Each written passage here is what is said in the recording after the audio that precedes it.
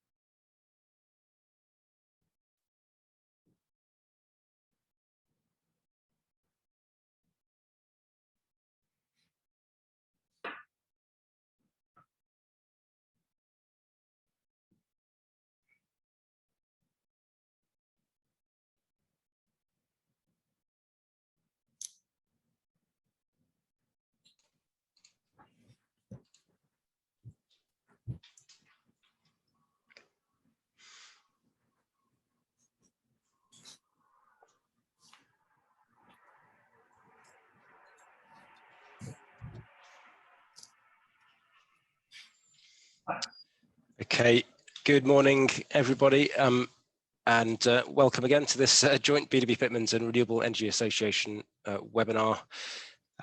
We are joined today by some expert panelists in discussing this webinar, the large-scale solar, planning the route to net zero. In today's webinar, we'll explore some of the challenges and opportunities faced by large-scale solar developers in locating sites, securing consent, and getting developments operational to, of course, assist with the UK's statutory commitment to reach net zero by 2050. Now, today on what is Energy Day at COP26 in Glasgow, we are joined by a stellar group of solar experts. We've got Mark Sommerfeld from the Renewable Energy Association, Sarah Price from DWD Planning Consultants, Jonathan Selwyn from Bluefield Development, and Hugh Brennan from Hive Energy. So each panelist will speak for a few minutes about key themes and issues relevant to them or their particular company. I will then act as a chair for a panel discussion on key themes, and we will end with a Q&A session at the end, so that should be about 15-20 minutes or so. So please do submit any questions you may have via the Q&A function rather than the chat box. You have the option to ask questions anonymously if you wish. Also, if you have any technical issues, then please use the chat box rather than the Q&A box, and my colleague Melissa will endeavour to help you. So first of all, we're delighted to be joined from Glasgow, from COP26, by Dr. Nina Skorupska CBE and the CEO of the Renewable Energy Association to provide her thoughts on COP26 so far. So in terms of Nina, she joined the REA in 2013. And before that worked for RWE Group for over 20 years at various companies within the RWE Group in engineering, R&D, trading and power station operations. Indeed, she was the Empower's first female power station manager. She's a board member of TfL and Royal BAM Group and others. She also advises the Carbon Trust, National Grid ESO, Energy Research Accelerator and others. She's a fellow of the Energy Institute, and finally she was awarded a CBE in 2016 for her services to renewable energy sector and promoting diversity in the energy industry. So Nina, it's over to you. Oh, thank you, Richard. And I'm so sorry to hear that you've contracted COVID-19, and I wish you a speedy recovery. Thank you for putting on this event, and I'm really pleased to give you just a few minutes of highlights of what's going on at COP26. The REA team were fortunate to have a few tickets to get into the blue zone as observer status. So we're trying to make the best of it and being able to share all the different aspects. But we were musing on some of the thoughts. It feels like a mix of the Olympics here, as well as a little bit more of Edinburgh Festival. There's so many fringe events, so many who are wanting to talk about tackling climate change. It feels a very different atmosphere than previous COPs. We're only into, you know, Energy Day. There's been 3 active days so far, predominantly focusing on finance. And I was particularly thrilled to finally secured one of these, like almost like, it's not a golden ticket, but it felt like it, to be in the hall when the world leaders reiterated their commitment to renewable energy and clean technology. Now, I'm what I would describe an optimistic realist. I've been in this industry a long time, and change happens in fits and starts. And I know many of the panel will have their particular views of some of the messages that are coming out of COP. But I have to work with it. As a trade association representing over 550 member organisations, and yourselves, Richard, we've got to take what we're given, continue to fight the good fight and move it forward. So just some highlights around why I might quote Paul Pullman, who I was at a dinner late last night, because I say there's so many of these events and fantastic keynote speakers.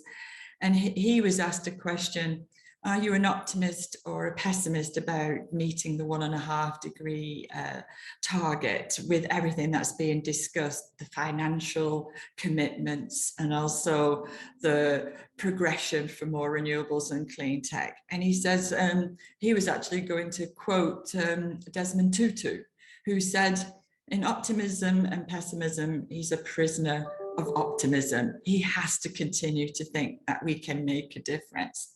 So on that day too, in the afternoon, we saw Boris Johnson, a Premier Modi, van der Leyen and POTUS all stand up and reiterate more renewables, more clean technology. And I think the one that the Premier of India, Modi, highlighted was the one sun, one world, one grid. And that was leading with the chin, UK's commitments, America's commitments, Kenya and India, with all the international solar associations signing up to all of this. And we are really supportive of all of those activities, that we have to get connected, provide the right finance, infrastructure in order for solar to play its remarkable role to decarbonising power that the world desperately needs. It's been a remarkable story and of advance internationally.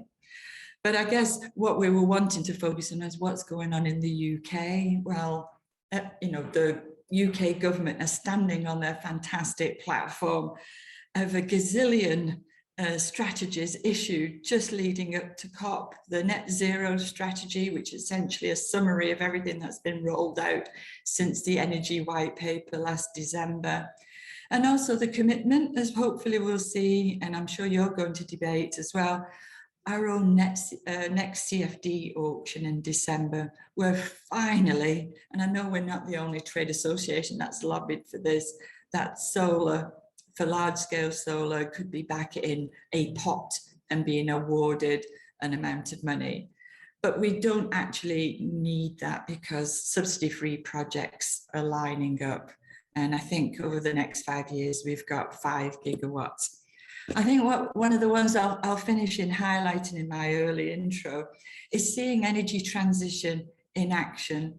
You described my career and, you know, when you said I worked right across energy, and I used to work on coal-fired power station.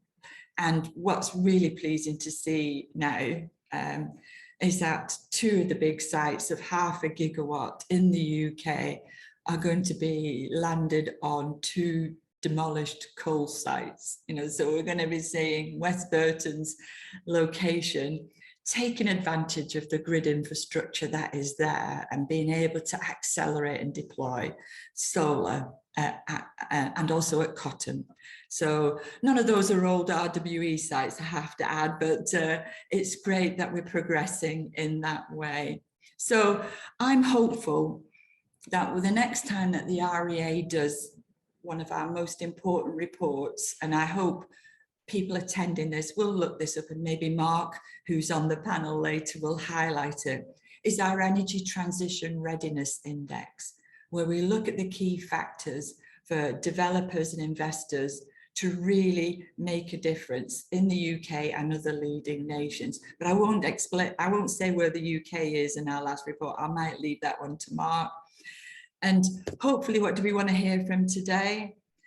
Well, you're already hearing from the Secretary of State, Kwasi Kwarteng, about the commitment of phasing out coal. And the UK took the lead on that and said by 2025, in fact, 2024, there'll be no more coal generation from the UK. But we've now seen a lot more of the major economies agreeing to phase this out by 2030 and the rest of the world by 2040. 190 countries have signed up. But maybe going back to my slightly disappointed hat on, Australia, China and USA are not stating and signing that accord, but they are saying other things. For instance, China, Korea, Japan stop funding overseas coal generation from the end of this year. So you have to look at all the different announcements and then see overall what that landscape will reveal. But ultimately, everything looks aligned for more solar and for more solar generation to happen. And that's what we in the REA, along with other colleagues in the UK sector, are working hard to enable to happen. So on those few points, I'm definitely tired and it's only day 3. Choosing what to go to, you go to one event, you're going, damn it, I should have gone to that one. But fortunately, I've got a few colleagues that are attending lots of different events. So please, if you're a member of the REA, read our newsletters, you'll find out what we're doing. And at the end of this whole jamboree, maybe you'll join us all again later and we'll summarize what we think the lay of the land will be. But let us know what you want us to field. We've still got another 8 days to go, and they're important days to help try and nudge the future for renewable energy and clean technology. So thank you, Richard. Back to you. Thanks very much, Nina. That was a great way to set the scene for the webinar. I really appreciate your time during what must be a very busy 1 or 2 weeks for you. So enjoy the rest of the day, and I hope you managed to avoid the protesters on your way to the next meeting. So we're now going to hear from each of the panelists with their thoughts on key themes for the webinar. So first of all, we're going to turn to Mark Sommerfeld. Now, Mark joined the REA in 2015 as head of power and flexibility. And this includes leading the REA member forums across PV, energy storage, and a range of other generation technologies. Now, on behalf of the REA members, Mark leads advocacy work across government, calling for a strong policy regulatory environment for delivery of flexible and decarbonised energy system. He's also an alumni of Cambridge Uni and the Cambridge Institute of Sustainable Leadership, as well as a fellow of the Royal Geographical Society. So, Mark, over to you. Thank you very much for that very kind introduction, Richard. I think my purpose on this panel really is to provide a little bit of further context in terms of the policy direction that we see government going on right now in terms of renewables and solar in particular, and where that pathway for decarbonisation, what it looks like in the coming years. And it's been a really busy couple of weeks, obviously, with the lead up to COP.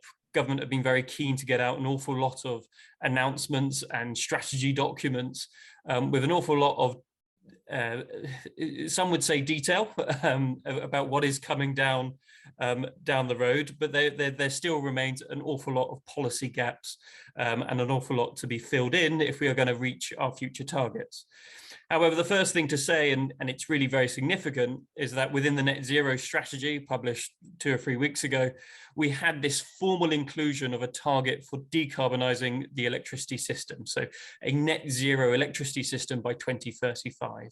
And that's the first time we've had government really commit to a bespoke target for our power generation, and saying within the next sort of 10 to 15 years, we will have a net zero power system. What does that mean for solar? Well, if you look at the Committee on Climate Change's 6th carbon budget, in which they kind of set out how we might reach that target of that net zero ambition by 2035, they say, well, we're going to have to go from about 10 terawatt hours in 2019 of solar generation to 60 terawatt hours in 2035. And then 85 terawatt hours in 2050. And so breaking that down, that's almost 3 gigawatts of solar generation per year to be installed on an annual basis in order to keep us in line with that target. So solar is going to have a really fundamental role to play in allowing us to reach that decarbonisation of our power system. But if you delve into the net zero strategy, it is in some ways slightly disappointing that we therefore don't see a lot more about, well, how are we going to deliver those levels of solar? But there are some key aspects to it. One, there is talk around, as Nina mentioned, the contracts for difference mechanism, and what government will want to do with that support mechanism, which is clearly their favoured way of having a auction-based mechanism for driving competition, especially at the larger scale solar sites, and obviously competing with other technologies within that pot one. And then at the domestic and smaller scale side, we also got quite strong indication within the net zero strategy about the use of building standards. So really relying on this future homes and future building standards to be coming through, and insisting on some form of on-site generation to be part of future building plans, and seeing much more generation as part of that.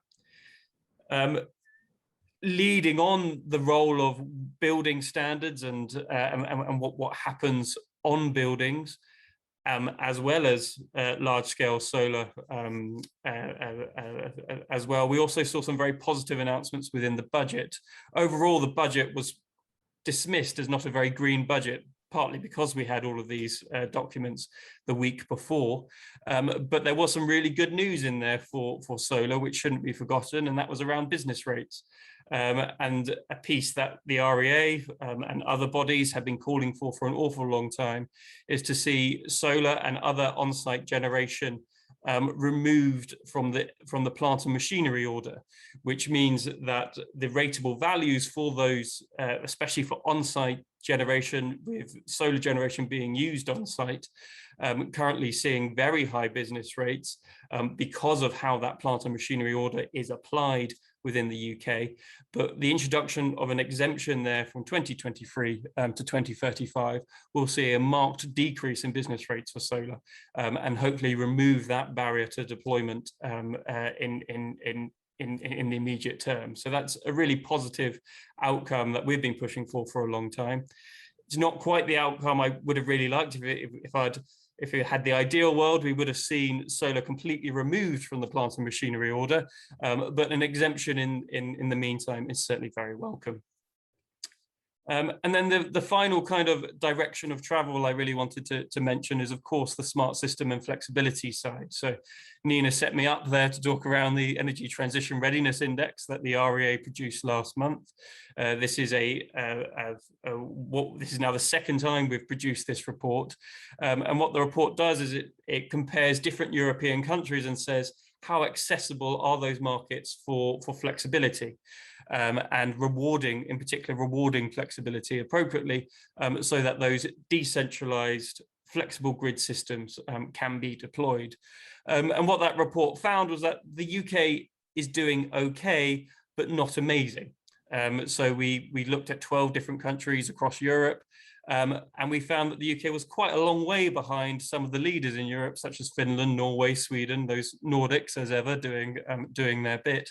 But we were still ahead of some other countries. So a very middling ground of where the UK is performing. And really what that comes down to is we have lots of ideas in this country around developing flexibility and ambitious targets for developing it, but the grid system is still not really allowing it to happen. And there's an awful lot of work still needs to be done, both with the regulator, with Ofgem, both with the DNOs, the district network operators and the DSO, in order to see that those flexibility products really coming to the fore and allowing for business models where flexibility can be appropriately stacked and allow for solar and storage to really have a much stronger role to play in the UK. We did see the Smart System and Flexibility Plan come out earlier this year, about 2 months ago, with some really good targets and ambitions for seeing what will be delivered around flexibility. But that's a huge amount of work that still needs to be done there. There's a huge amount of grid reform that has to be gone through in the next few years if solar storage and those kind of co-location projects are really going to benefit. So all eyes in the more immediate term are now on the CFD auction at the end of the year, of course. As Nina mentioned, really positive that it's the first time that pot 1 is being funded since the very first auction. And we have that maxima in place, so we know that up to 3,500 megawatts of solar PV will be supported through this upcoming auction. It is going to be a really fascinating auction to see what happens. We've been a long time since we saw pot 1 be funded and the competition there. And that might be something we get into discussion, but it'll be really interesting to see what comes through in terms of solar within that auction at the end of the year. And I think that kind of sets the scene then. So we know where the government is headed in the long term, big targets for 2035. There's a few little bits that are happening now around the budget. There's a huge work stream to be done on flexibility. And then finally, there's a really interesting event happening at the end of the year to see where solar ends up. So a positive future to look out for if there's still a lot to be filled in. Thank you. Many thanks, Mark. That was really interesting. I'm sure we'll touch upon elements, particularly co-location and CFDs, I'm sure. So now we turn to Sarah Price. Sarah is a partner at planning consultancy DWD and has more than 20 years experience securing planning consent for major infrastructure and commercial projects.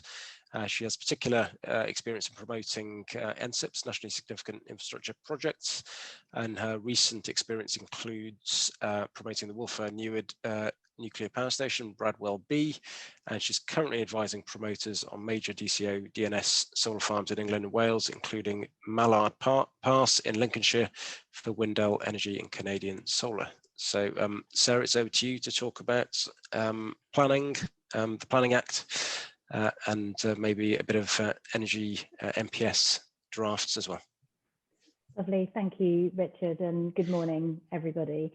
I've got a few slides to run through today, mainly with some reference to some of the scale of the challenge that we're seeing in planning and taking the strategies that are coming out from the government towards actually securing planning permission for the scale of development that's needed to meet these ambitious targets. Nina and Mark have already talked about the various policies that are coming out from the government, the importance of delivering more renewable development and more solar as part of that. And I should say I'm an optimist as well. Planning is obviously seeking to deliver these projects and to seek a balance between delivering what we need to meet net zero, but in the right place, and also taking regard of local views and balancing those. But what I'm going to talk a bit today about whether that balance is right in policy and whether the policy is strong enough to enable what we need to be delivered in the next 30 years to meet the targets. So the net zero strategy has already been talked about by Mark. There is a lot more commitment in terms of renewables. a 40 gigawatt target for offshore wind, but noticeably not a target for solar or other renewables. And that is an important part for, in my view, for how we're going to deliver the level of development that is needed through the planning system. If you look at the net zero strategy, there's also a buried reference in paragraph 36 to locally supported onshore wind and solar. Local support is, of course, really important, and it's what we're always trying to achieve through the planning process, through engaging with local communities upfront, through the DCO process. But we shouldn't, I think, step away from the fact that a lot of these developments are large scale, can be controversial, and we need the strong policy backing to balance those local impacts with a very strong national need. There are lots of positive statements as well throughout the various documents coming out since the Energy White Paper, with the government making clear that solar and offshore and onshore wind is a key part of the future generation mix. But again, very positive statements, perhaps not going quite far enough. And in the net zero strategy, there's still quite a lot of emphasis, and Mark referred to it earlier, about solar delivery on individual buildings. Whilst undoubtedly there will be contributions from that, it wouldn't be of the scale necessary to deliver the type of change that we're looking at here. So we can move to the next slide, please.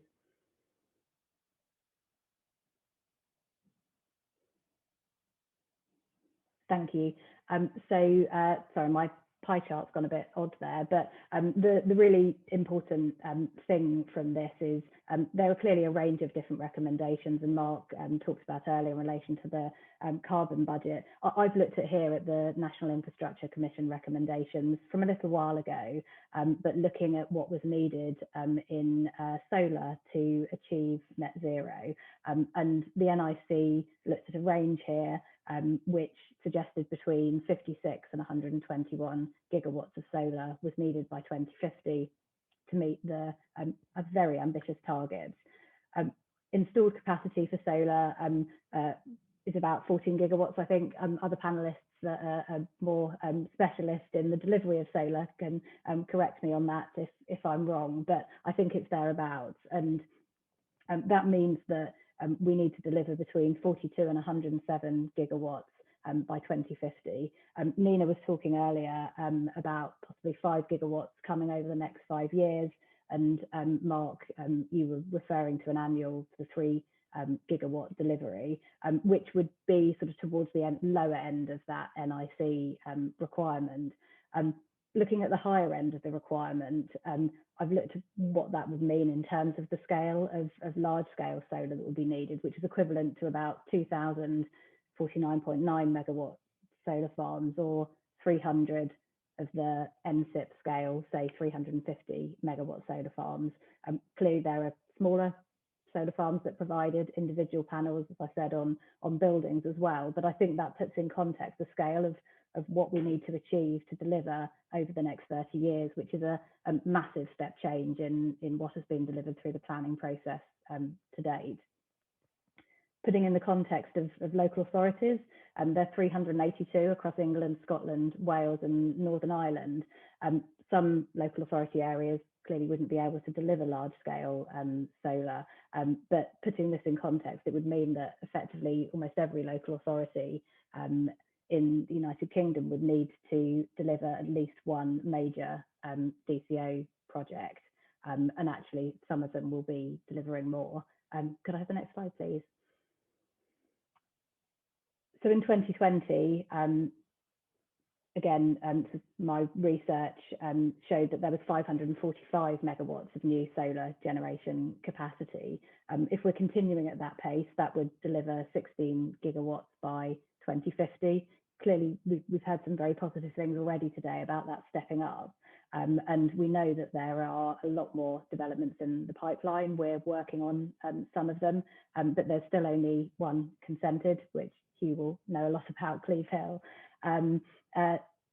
DCOs need to be a large scale to be viable, and we're hearing from providers and developers that that needs to be at least sort of 200 to 250 megawatts. And to deliver that scale of project, as I was mentioning earlier, there will be significant local challenges. You know, local people are right to raise those, but it's really important that we have the strong national policy to be able to balance those issues in an objective way and ensure that the projects do happen.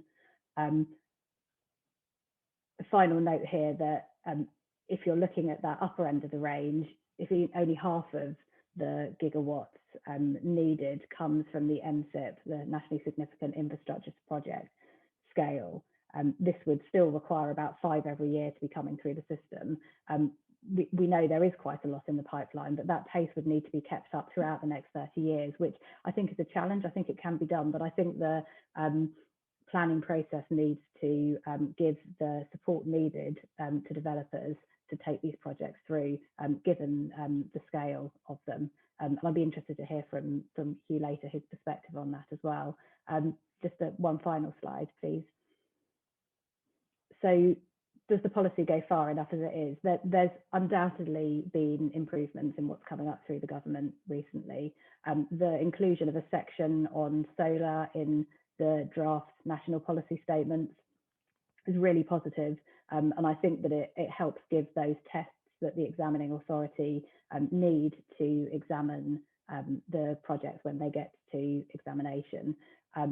Our experience of working both on large-scale solar but across all forms of energy and infrastructure projects is that you need that strong, unequivocal policy support to enable the examining authority to find a balance in favour of the proposals.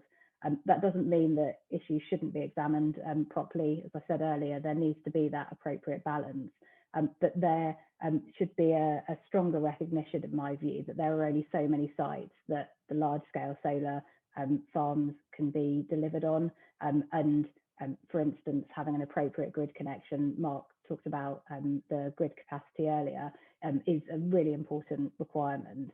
And if you can get the right sort of site with the right sort of screening, for instance, in the landscape with a good connection, I think there should be a stronger recognition that the principle of those sites is acceptable, and that the examination should be very focused on mitigation to ensure that communities are protected as far as possible, and that additional benefits can be provided.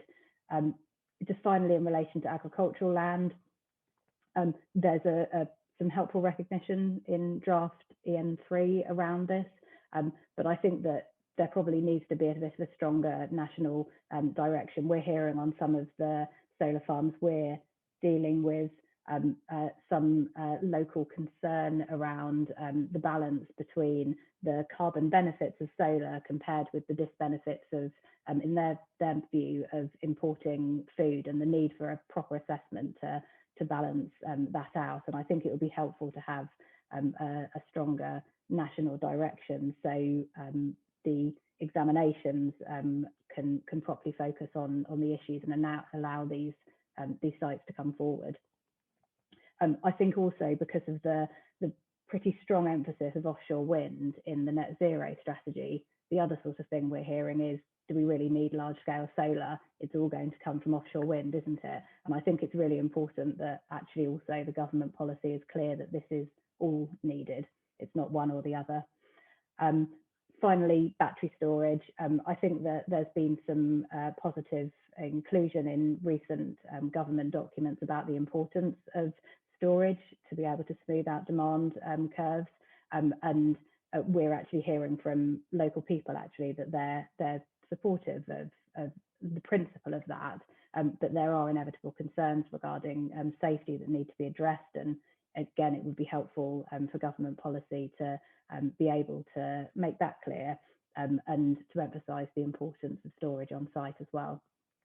So it's all positive, going in the right direction, but I think the scale of the challenge is high. I do remain an optimist, but I think that there can be some further tightening of policy to be able to help get the scale of what we need through the planning system as well, in a way that benefits what we need nationally and is respectful of local views as well. So thank you very much, everyone. I'll hand back to you, Richard. Thanks very much, Sarah. Plenty to discuss there later on, I'm sure. So now we're going to turn to Jonathan Selwyn. So Jonathan leads Bluefield Development's in-house solar development business, and also works extensively with independent development partners throughout the UK and Europe. He's been working in the solar industry for more than 12 years and is the current chairman of the UK Solar.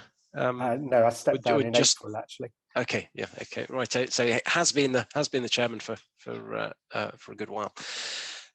Before joining Bluefield, he led Solar Consulting Limited, where he developed 250 megawatts of solar farm projects for UK investors.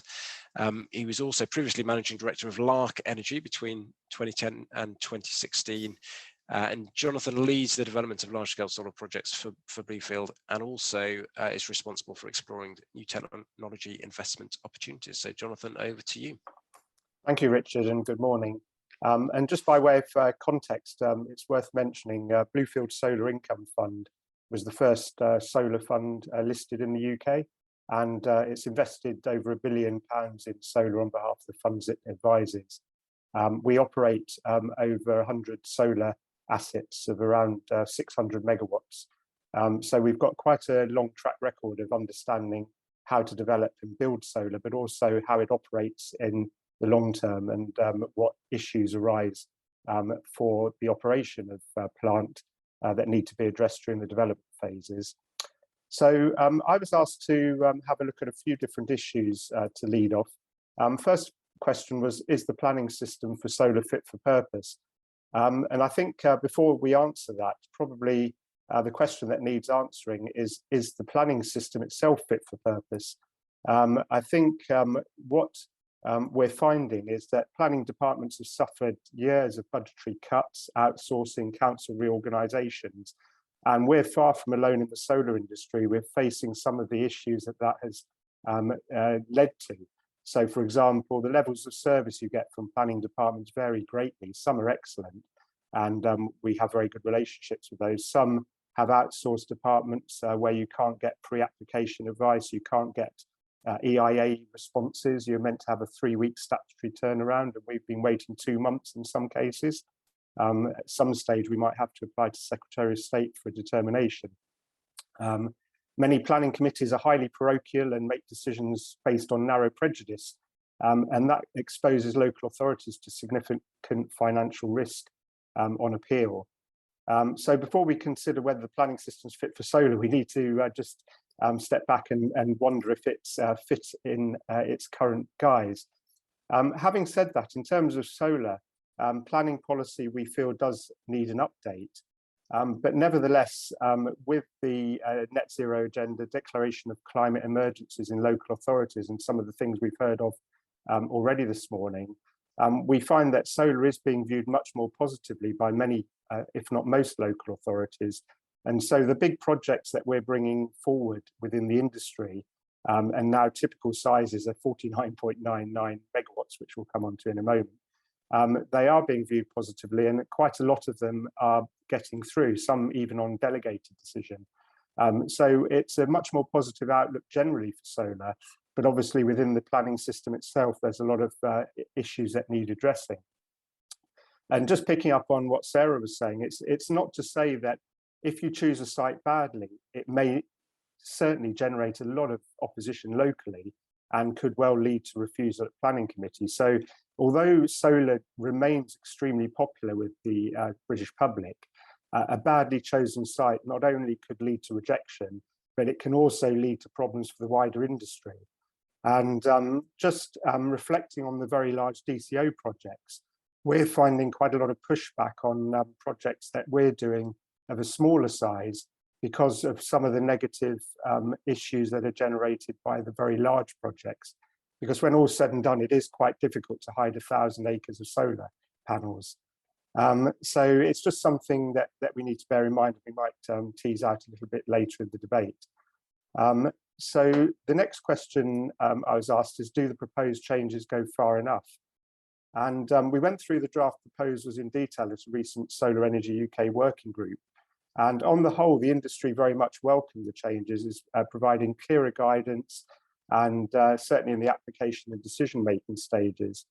One key point that was welcomed was the clarification that capacities that reach the threshold for DCO consideration should now be based on AC capacity rather than DC capacity.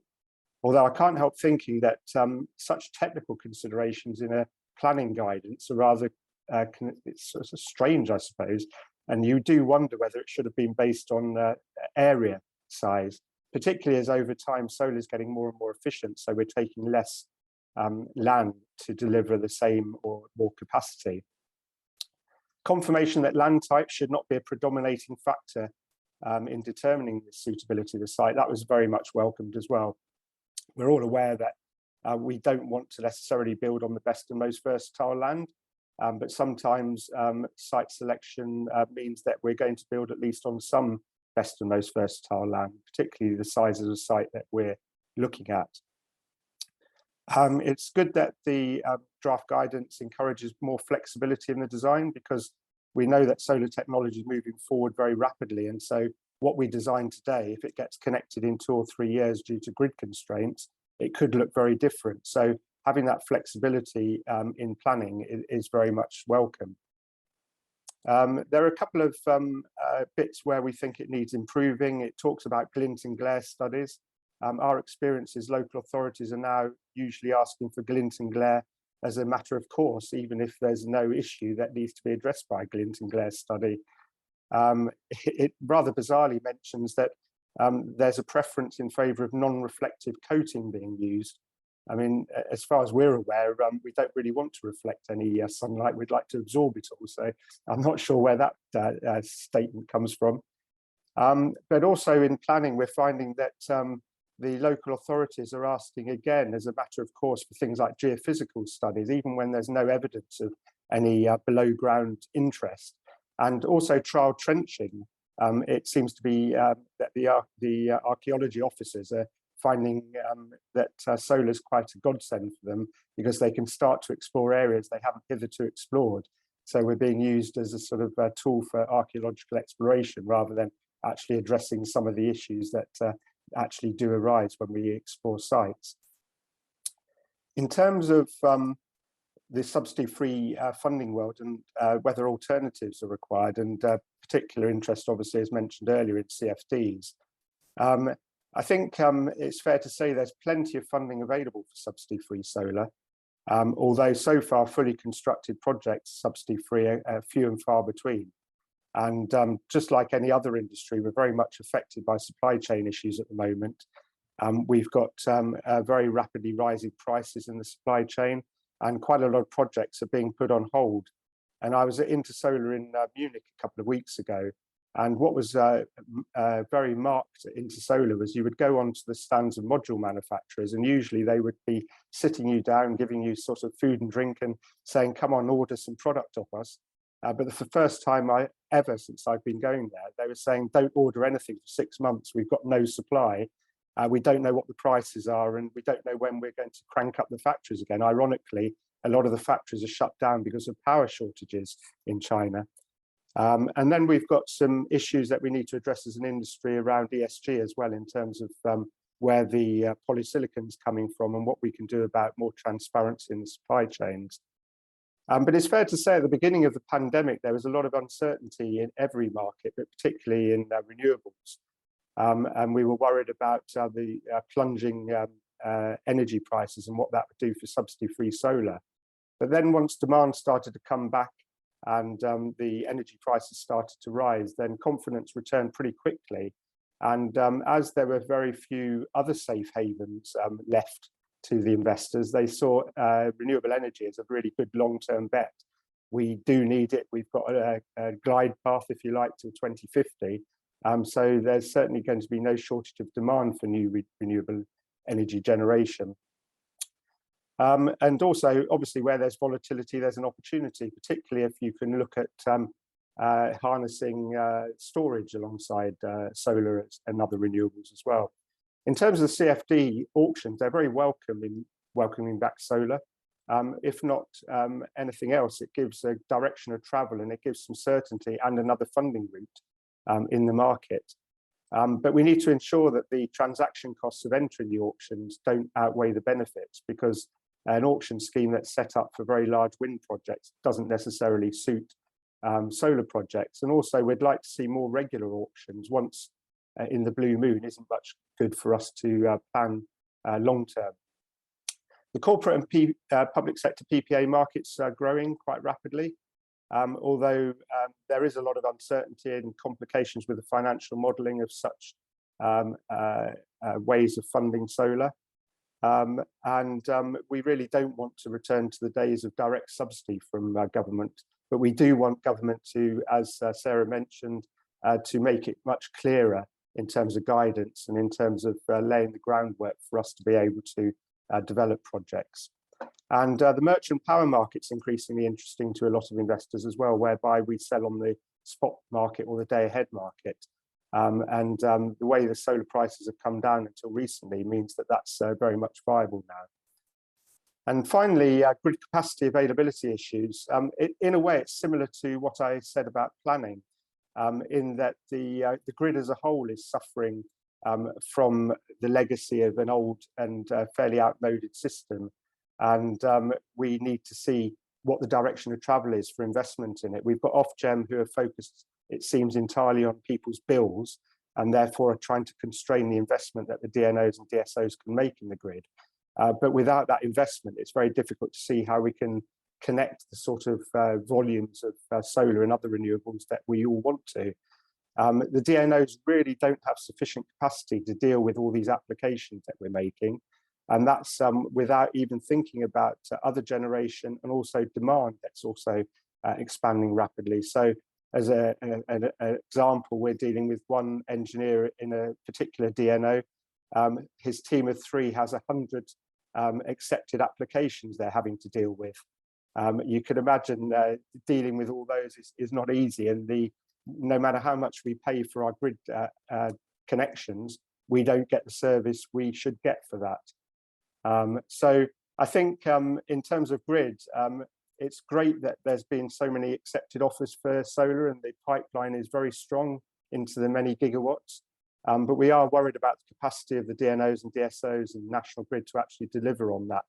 And I think there aren't enough engineers of any type working in solar or in the DNOs. And I think that's something that needs to be addressed at a sort of strategic level. So we're extremely optimistic in the solar industry. We never thought we'd get to this stage we have with a huge pipeline of projects that have been accepted for grid connection. But obviously we remain concerned about how we can deliver all that with the existing infrastructure. So thank you, Richard. That's great. Thanks very much, Jonathan. Again, quite a wide range of issues covered there, and I'm sure we'll pick up on a few in this discussion. So now we're going to move on to our final panelist, who is Hugh Brennan. Hugh has been at Hive Energy as MD since 2013 and is responsible for UK BD project development and well, maybe most importantly, he was the first person to secure a DCO for a large-scale solar development in this country, and that was Cleve Hill project, which is 350 megawatts in Kent, which I understand is now known as Project Fortress post-sale. So he has over 30 years international operations and business development experience across finance, telecoms and entertainment industries.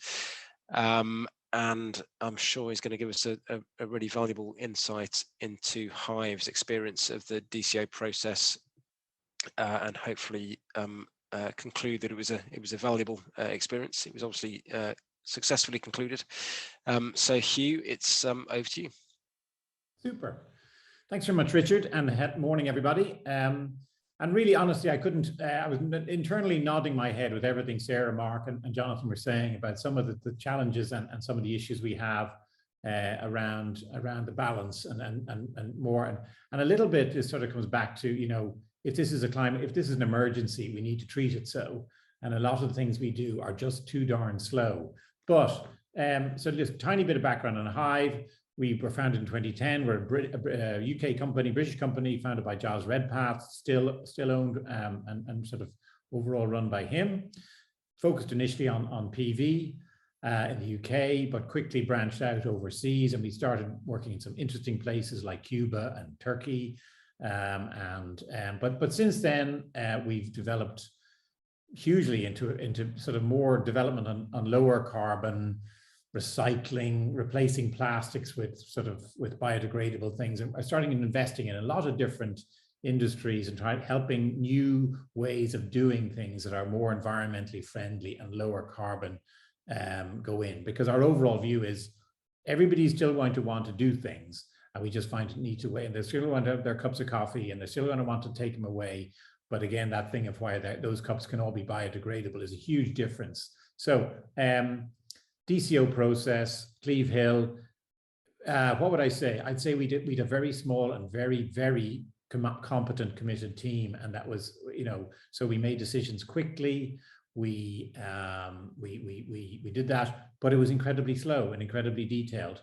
It was very expensive. I mean, in broad terms, I think we originally budgeted £500,000. We ended up spending £5 million on it, but it was predictable. It's an eating an elephant process, and you get to the end, and everybody was hugely supportive. But it's, there's multi-year bird surveys.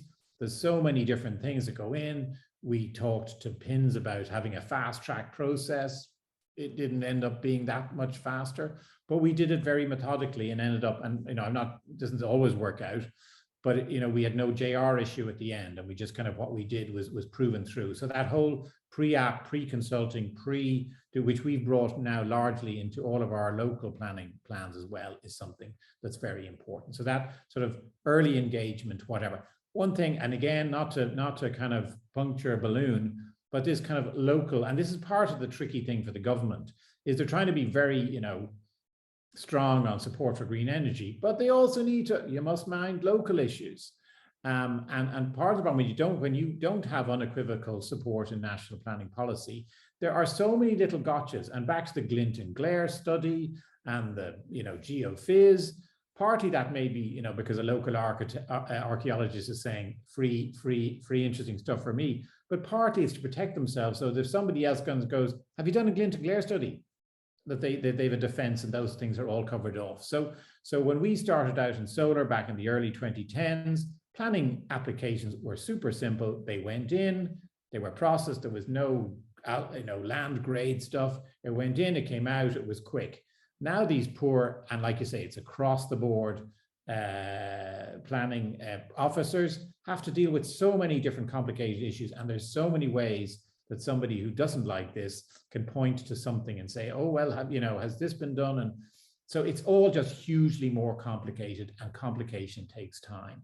So anyway, and I suppose, just again, to make the point, I mean, we had a thing that again was so comprehensive and strong that we got a clear decision. We got it. Who were the parties that were slightly the biggest thorns in our neck when we were doing it? Number one, the local wildlife trust, right? Number two, the local Green Party councillors, right?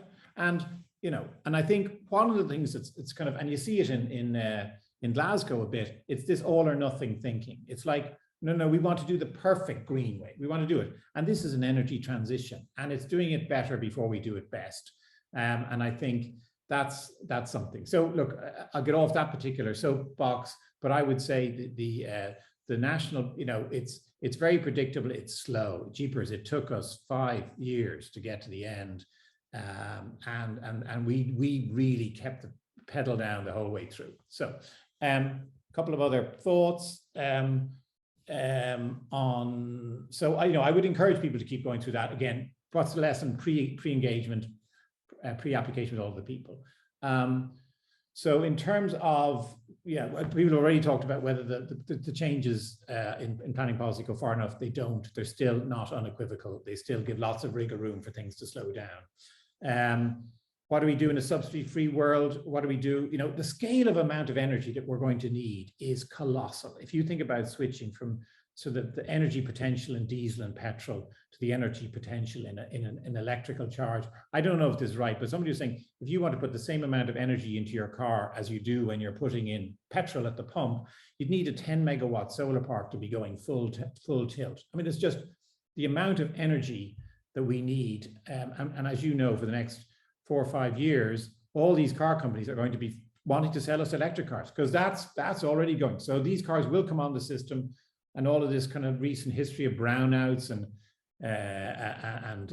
you know, we just need to do it faster, because all of a sudden these cars will be on the system, and the system will be groaning. So what are we doing? We're thinking more about kind of island solar. So solar farms that are kind of not necessarily doing with the grid, but they're thinking about having an energy storage function and providing a car charging function. And because we think ultimately there will be a demand for that, private wire to businesses, potentially green hydrogen, because green, you know, electrolyzers is still a fairly early stage. There will be better electrolyzers that can work a bit more when your solar park is generating, as opposed to right now, whereas electrolyzers really only make economic sense when you have 18 hours of electricity flowing into them. So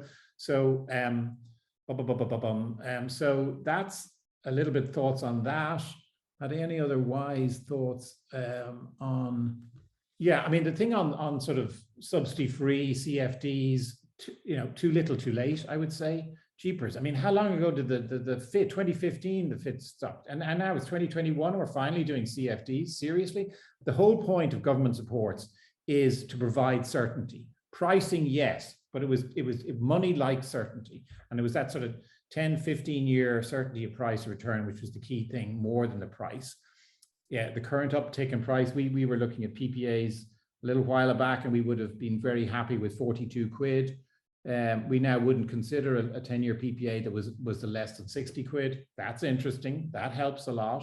If you're doing a fund where you're able to balance certainty versus, as Jonathan says, short-term wholesale market things, we do it. But for our point, and for the funds that we're trying to get people going into these things, we're now looking at sort of shorter term.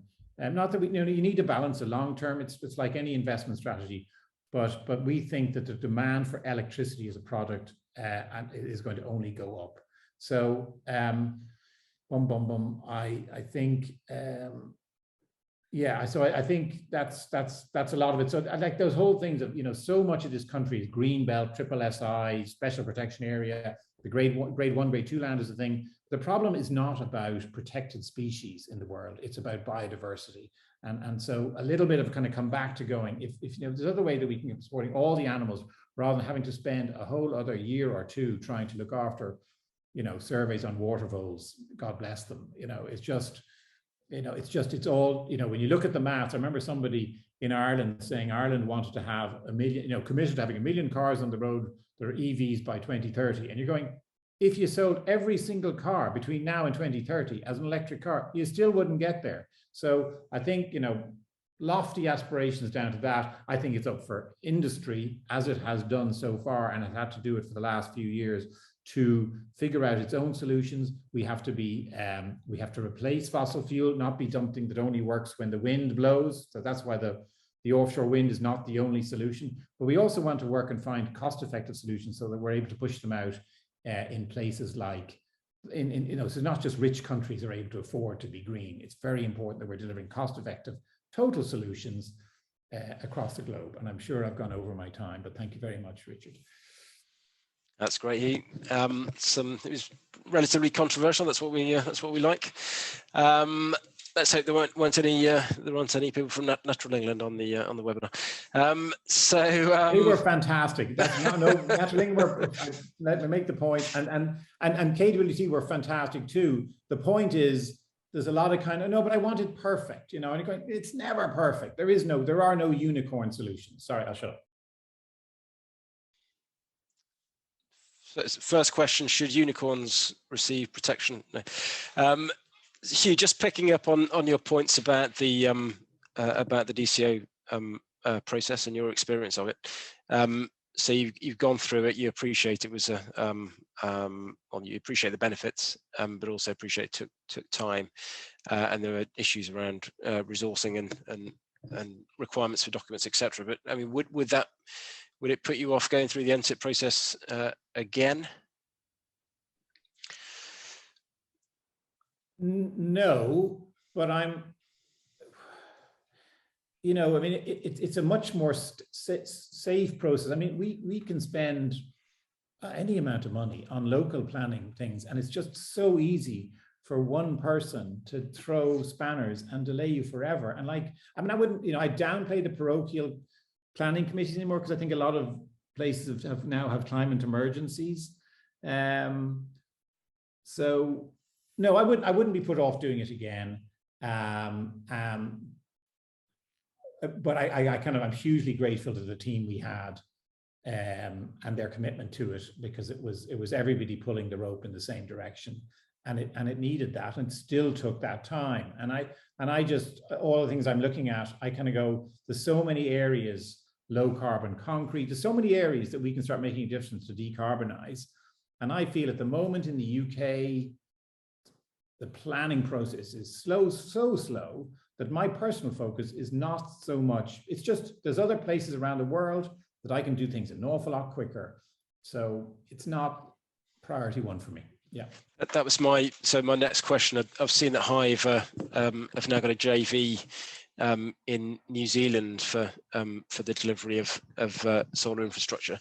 In a world where solar developers are, you know, they can freely move around and set up JVs and invest elsewhere. Is the UK in danger of missing out on that investment and missing out on the, well, there is no gigawatt target, but missing out on 100 gigawatts by 2050 if we fail to sort out the planning process, grid congestion, incentives, etc., when the likes of Hive can quite happily move elsewhere and move us to sunnier climes? Yeah, no, and it's certainly not a Hive thing, but if you think about how long it takes from an idea for an offshore wind farm, and I know floating wind is really interesting, but you know, it's just, I suppose I feel that over the next 1, 2, 3, 4, 5 years, as people who can afford it are changing their cars, the new EVs coming out are fantastic, and they will be buying them and they will be plugging them in, and they'll want to plug them in at 250 kilowatts an hour, you know, and the grid's going to groan. And so, you know, I kind of go, that pressure will suddenly realize it's not just about, you know, it's kind of going, you know, hundreds of you know, gigawatts in years time. I think that issue is going to, the sharpness of that focus is going to happen sooner rather than later. And I think, Sarah, picking up on what you said about grid connections and what the revised energy MPS says in terms of site selection, etc. I mean, do you think it could say more in terms of where the focus should be in terms of site selection, or do you think it's gone far enough? And also, do you think that for TCA projects as well, there should be greater clarity in terms of guidance on site selection, and making it clear and being pragmatic that there's only so much land in this country and we can't necessarily avoid all BMV? Yes, thank you, Richard. Yeah, no, I think across both regimes it could be much clearer. I think on the smaller scale, still large, but sub 50 megawatt projects that we're dealing with, as Hugh and Jonathan said, you know, actually, I think that those projects are getting a lot more support now. Actually, they are going through and other companies are being successful in getting lots of those through now. But there's definitely mixed local support, and pretty much every scheme has got clearly local communities that don't want it to happen as well, as many people do. They're concerned about things happening right next to them. And I think the issue with having less than clear guidance on specific requirements is that it's then easier for people to delay the process, draw it out, take things beyond the local process to appeal, potentially delay DCOs when in the absence of that guidance. So just some of the things that we're hearing, I mentioned earlier, surely we can just rely on offshore wind. Surely this isn't the site for it, for instance.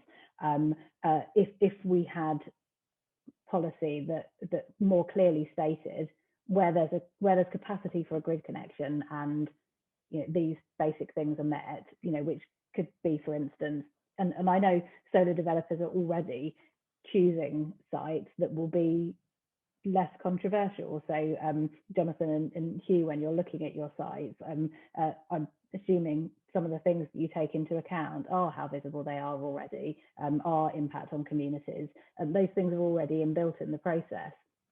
But it would be helpful, I think, if policy was clearer on those, that where those things are covered, then it's about the detail. And I think it would give more confidence for developers to bring applications through quickly at the speed they need to meet the scale of what we're looking at, which is vast, actually, the change, as we've all been talking about, that's needed. But also it would mean that hopefully planning committees, but also the examining authorities for the larger projects, when it came to that, would have more confidence in being able to make decisions quicker. Thanks, Sarah. Now, in terms of resourcing, which you mentioned, I think quite a few people have mentioned the resourcing of local authorities, and also the resourcing of certain statutory bodies in the DCO process or TCPA. Clearly, that's an issue for DCOs at the moment. I think the last 30 or so DCOs have taken an average of something like 43 months from start of pre-application to decision, which is clearly way beyond what was anticipated when the regime was first set up. Now the department, now DLUC, is progressing its project acceleration to sort out various issues, and obviously the MPS is a one. Operational improvements are another, and potentially speeding up EIA. So, I mean, in terms of the operational side of things, how do you think we could best improve the engagement with statutory consultees, local authorities? I mean, will it just require money? Because on certain projects of mine, it's understandable that there's only so much resource around. There aren't necessarily the people to deal with particular issues. So what will it take to actually make this process as smooth as possible to enable decisions to be taken within 15-16 months of submission of a DCO application? Sarah, you look ready to speak. Yeah. So I was just going to raise a point about what you just said about, does it just take money? I don't think it does just take money. I think it's wider than that in terms of resourcing. I don't know what the answer is, how you achieve that, but what we're finding on some of our schemes is that even where we're offering PPAs, those are sometimes not taken up, or the officers, or they're just small amounts because the officers know that they're not able to commit the time to it. I have a brief look at the Q&As that are coming through as well, and saw Nancy. Sorry, I haven't read your question in full, but I think that you do raise an important point, that we know that the people who are in local government, the planning officers we're dealing with, generally across the schemes that we're dealing with, they're trying to be helpful, they're trying to be as proactive as they can.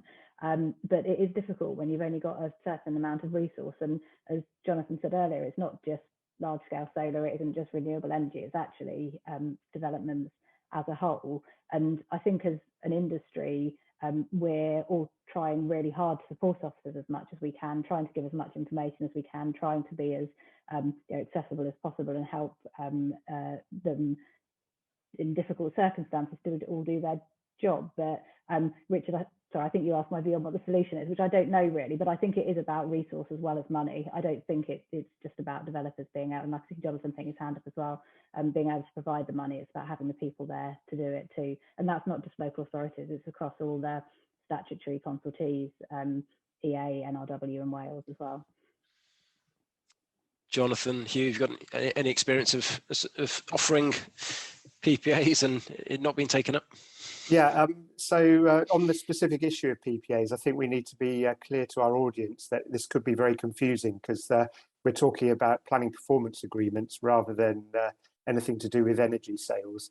Yes. So that there's two PPAs.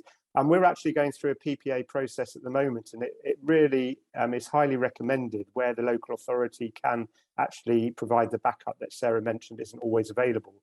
So what we have is we've been really designing in conjunction with the local authority officers how the whole process for the planning application will work, what stages we go through, when it's going to be timetabled.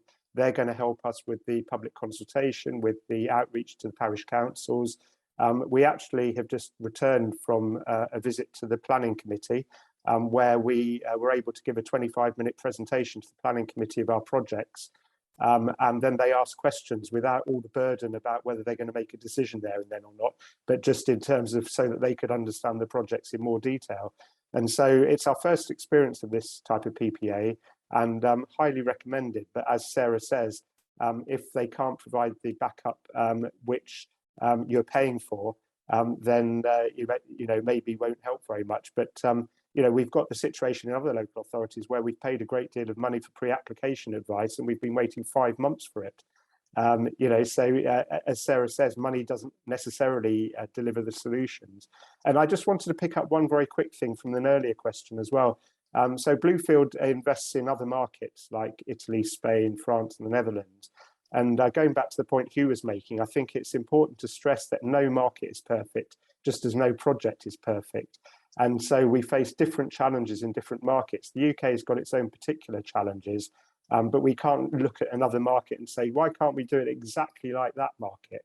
Because there are challenges in every market, but maybe of different types. Yeah, and I just adding, I would just to put a positive post for the national planning.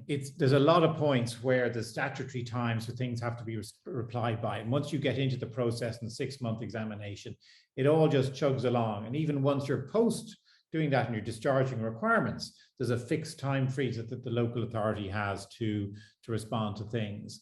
And so whereas the tricky things are earlier in the stage, because you don't really want to put your whole package in until you're basically saying to the planning inspectorate, I've talked to everybody, I'm in an agreed position with all of the statutory consultees. And some of those bits, and I know a lot of, and it's not an anti-natural England thing, but I know a lot of those things, it just really takes a long time. And that's something where you don't want to put it in until you're saying to the planning inspectors, I'm in good shape with all of my consultees. So, once you're in, it's fine.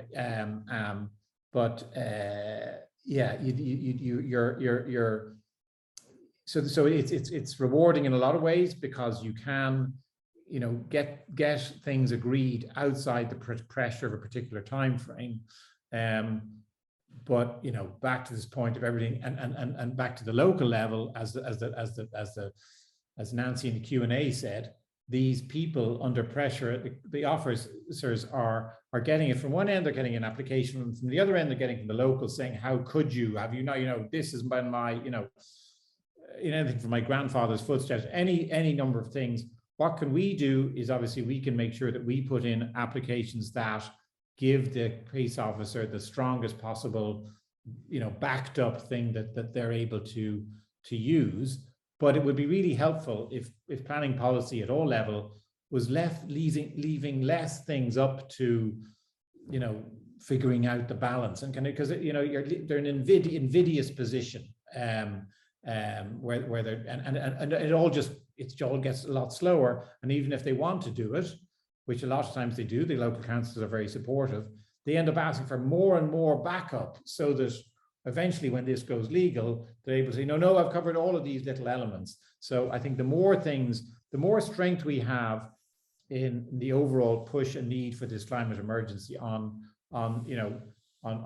projects, the more it'll be easier for councils to listen to the local issues, make sure they're all addressed, but push it through on a quicker time frame. I mean, it's all about doing more and quicker, and I think there's room to be going where some stronger support within the NPPF still needs to be added. Thanks, Hugh. On a similar note, obviously we've got this climate emergency, and COP26 has had a lot of coverage in the press. So are people finally, is it dawning on them that there is an emergency and we need to get developments consented? Or even acknowledging that, will it still allow local communities to fight developments tooth and nail? Question here from Mike at Camargue. What more can be done to demonstrate solar farms benefit local communities, community benefit plans? The message from Welsh Government has been strong on this recently. Or should we just say it's a climate emergency and that trumps anything, and local communities are getting the benefit of renewable energy, and that's the end of that? Well, that's a problem in the system, and certainly in the national, I don't know what other people's experience was, but what we found was we went through the whole thing. It's a very, set process. Community benefit, what would you like? Community orchards, cycleways, this, that, and the other. And the people so there's two groups of people. The group of people who come and look at this and go, I'm fine with this. They look on day one, and then they largely disappear. The people who don't like it tend to be the ones who get exercise to keep working on it, rather than the people who like it or are okay with it and are then working through the gears. So what happens is the people are really just fighting tooth and nail to try and stop it. And they go through the whole process trying to stop it. What can we do? If it does get approved, what can we do? No, just don't do it. And you go to, and that, I mean, I'm shortening it. That's what happened in numerous cases. And at the end of the day, you finally get a package. And in our case, we ended up having a package of community benefits that was largely more about environmental enhancements. And that's a good thing, and setting land aside. But then when the whole thing is done and approved and whatever, then the people who finally go, oh, okay, well, I guess it's going ahead, they then say, okay, what about this and what about that? And you're going, my goodness, I asked you about that for the last 2 or 3 years, but because you were so focused on going away, you just said no. And you can understand from a emotional point of view why that was, but it does leave a scheme where we're kind of going, sorry, that ship has sailed, and you would have. So I don't know if there's a better way of doing that, say mandating it, saying if you're going to do and go ahead, you need to do this. And therefore they know that, well, I still don't like it, but if it does go ahead, then they're required to do the following. Maybe, I'm shooting myself in the foot, but just something where, we went through the whole process, tried our darndest to try and see what could we do apart from the sort of nature enhancements, and got absolutely nowhere, because all the people who were engaged on the project were largely engaged negatively. Just to add to that, I think quite often, because we're doing our projects largely in quite remote rural areas, it's sometimes very difficult to find a community of interest. So you always have a parish council, but that parish council might really have nothing to do with the site that you're operating in and have no people living near it. The point about, is there a better way to do this? With some sites, it works perfectly. We've got one site where the parish council's been fantastic. It's on their doorstep. They're working with us. They're helping us design it better. We've got some community benefits we can put in. It's all sweetness and light. But other sites where, as Hugh says, there's people who are just going to oppose it on a matter of principle. And then other sites where it's just really difficult to find a community of interest. And we'd like to do something other than biodiversity benefits, but how do we do it? Some people say you should always put it to a parish council. Other people say don't touch the parish councils. There's a good local community group or wildlife group, whatever it is. It's difficult to often find that cause that you want to support. But the biodiversity net gain on Clevehill, was it 65%? Oh, it's fantastic. I mean, look, it is a sensitivity because it's a big site. It's about 1,000 acres, and there was some, I think land that we also rented so that we could improve the biodiversity on land nothing to do with the solar park. But I think ultimately there are many hundreds of acres that have been set aside and the project is paying for migrating birds to land on. The actual square footage of the solar park is less than 50% of the actual land.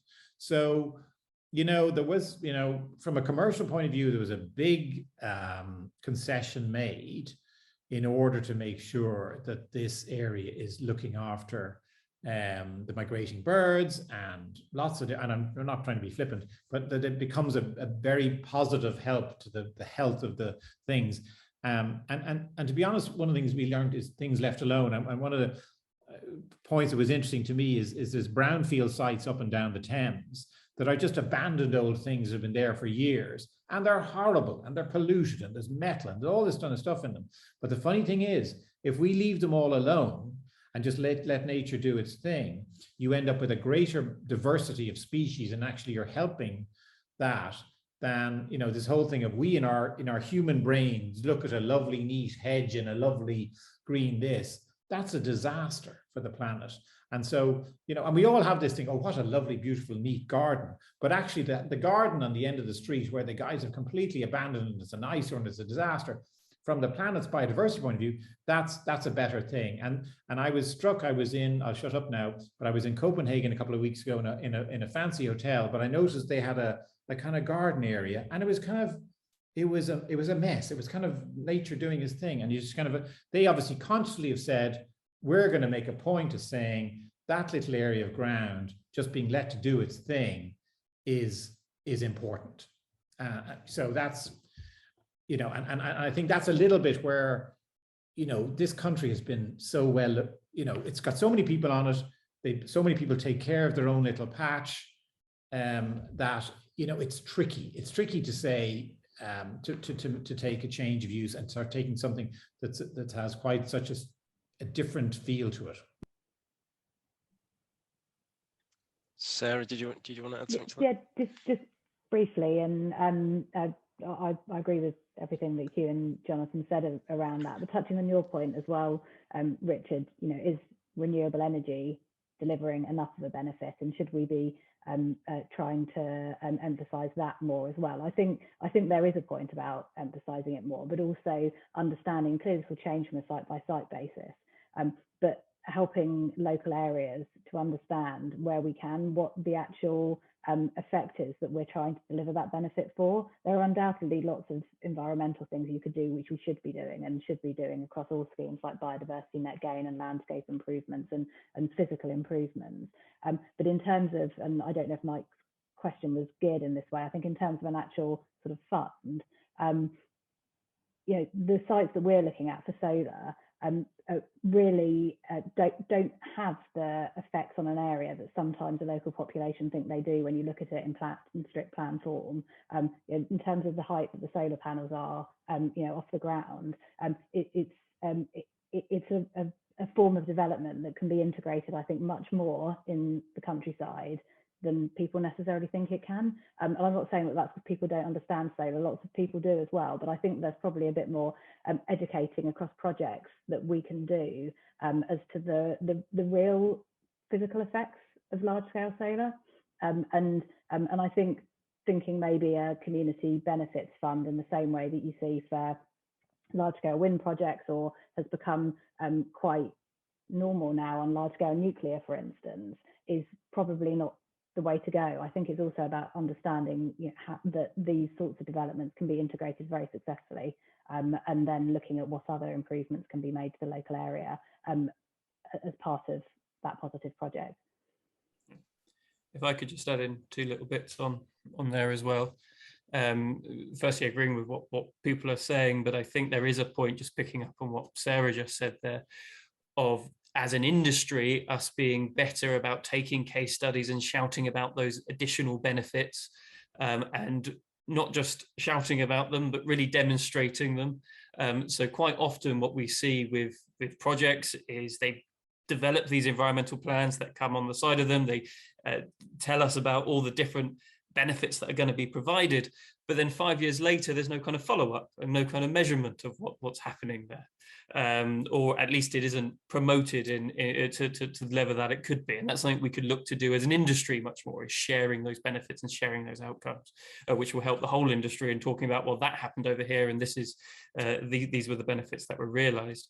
And then the second bit from a policy perspective is also to start talking about, well, how do you start to get rewarded for those environmental benefits? So there's a big piece of work happening in DEFRA looking at the environmental land management scheme, which is the replacement payments to farmers following us leaving Europe. And there's a piece there of going, well, how do you ensure landowners, farmers, agricultural developers are being appropriately rewarded for additional environmental benefits they're providing to land? And there will be funding available for looking at innovative ways of doing that. And that is something as an industry we could also look at, is how do you start to build those environmental benefits actually into the business case and see them rewarded, which will further push developers in the right direction. Thanks very much, Mark. We've got 6 minutes left, so I'll just take a few more questions from the audience. Question from Sarah's colleague, Colin. Great presentations. Does the panel think there is a significant role for private wire solar farms? And if so, does current and emerging policy support appropriate controls for these? Jonathan? Yeah, certainly there are more opportunities for private wire. I think one of the key things from an investor perspective is that you need to always be able to spill your power to the grid if you need to, because the business that you're supplying private wire to shuts down for a temporary or permanent length of time. And that's where the difficulties arise, because then you're back to the same issue of needing a grid connection with the DNO or the transmission level connection. And we're in the same constraint then as we are with a non-private wire. So private wire is very attractive. There's a opportunity to do a long-term PPA agreement with a corporate partner. They need to be of high financial standing.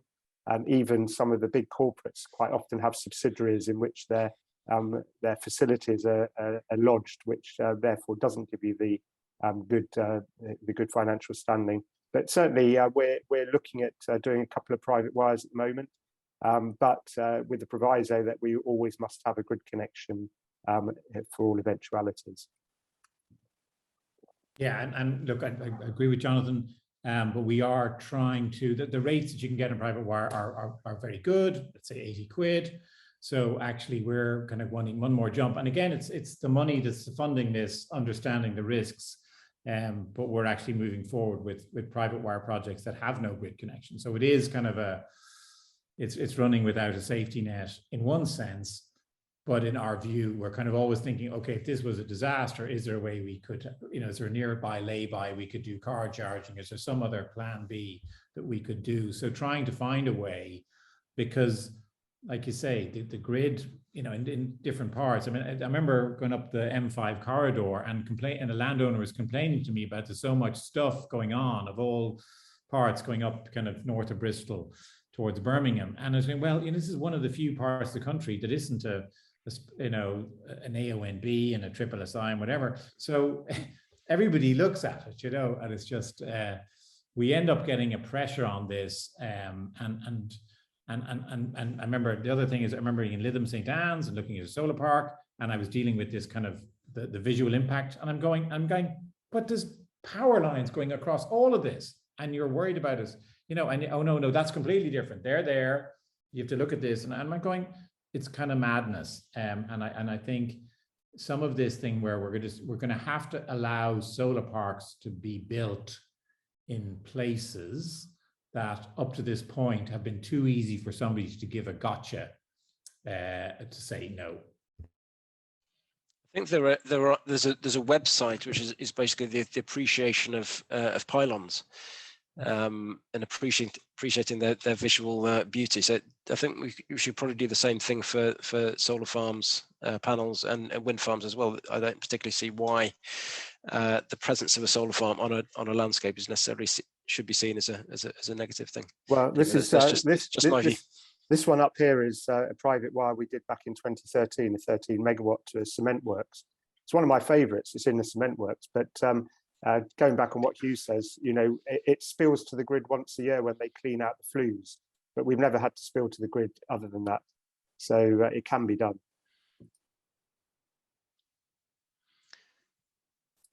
And Mark is dead right, and I've been banging on this for years, and we've never put money at it. But there's no reason we as an industry shouldn't do a much better job of going to those other solar parks that were there, potentially in controversial areas at the time, and doing an exercise to see what the locals think of it 5-10 years on.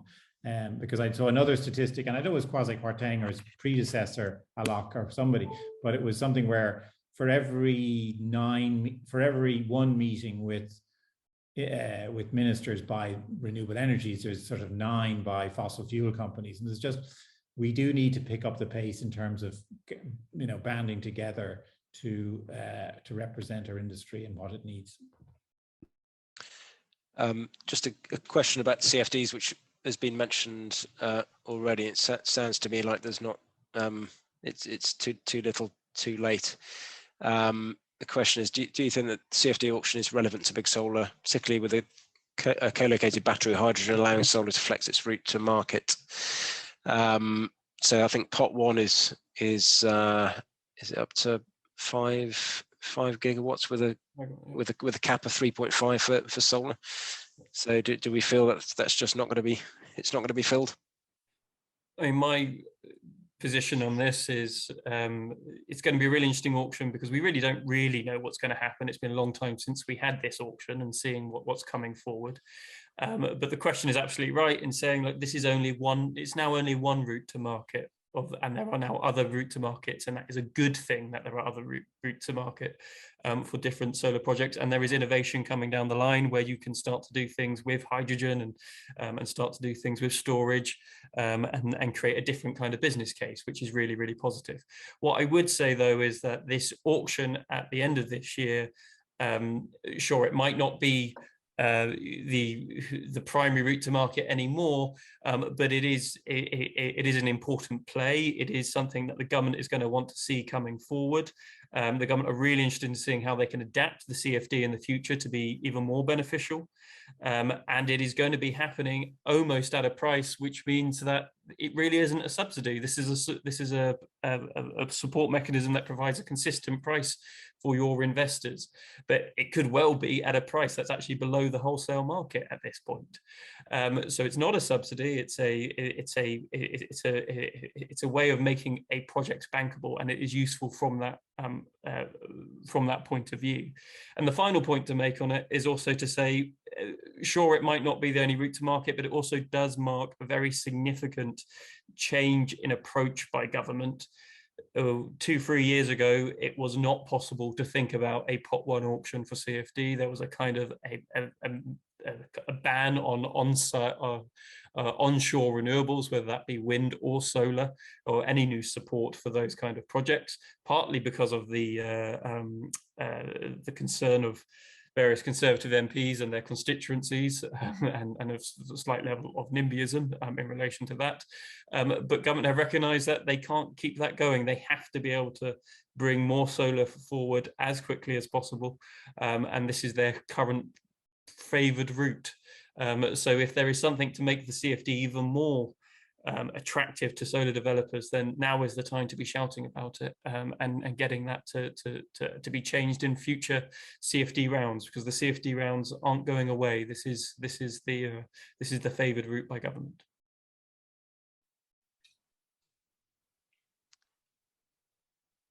Jonathan, were you going to add something there? Yeah, no, I think that's right. I think it's, if nothing else, it's a price discovery mechanism for the government. And as an industry, we're not going to be lobbying for our risks to be underwritten for a strike price at 4 times the wholesale price. We'll leave that to the nuclear lobby. But what we are going to lobby government for is to remove some of the barriers that we've talked about today. And hopefully there will be projects under the CFD auction that will show that solar is the lowest cost energy source in the UK as it is elsewhere in the world. Okay, so it's now 10:33. I'm afraid we weren't able to answer all the questions, but I'll see if we can come back to individuals on those after the event. So I just wanted to say thank you to all the panelists today, and for Nina for delivering a fascinating webinar, and it's obviously quite wide-ranging. Finally, from me, it's great to thank everyone who attended, and we look forward to welcoming you to future BDB Pitmans events, hopefully in person in the not too distant future. So enjoy the rest of COP26 and any announcements that come out of today's Energy Day, and make sure you respond to the consultation on the energy MPSs, which ends shortly, and then also the consultation on project speed, which will come out in spring next year, and hopefully that will speed up the planning system. So thanks very much to everyone, and have a great day. Thanks, Richard. Thank you. Bye, everyone. Bye, everyone.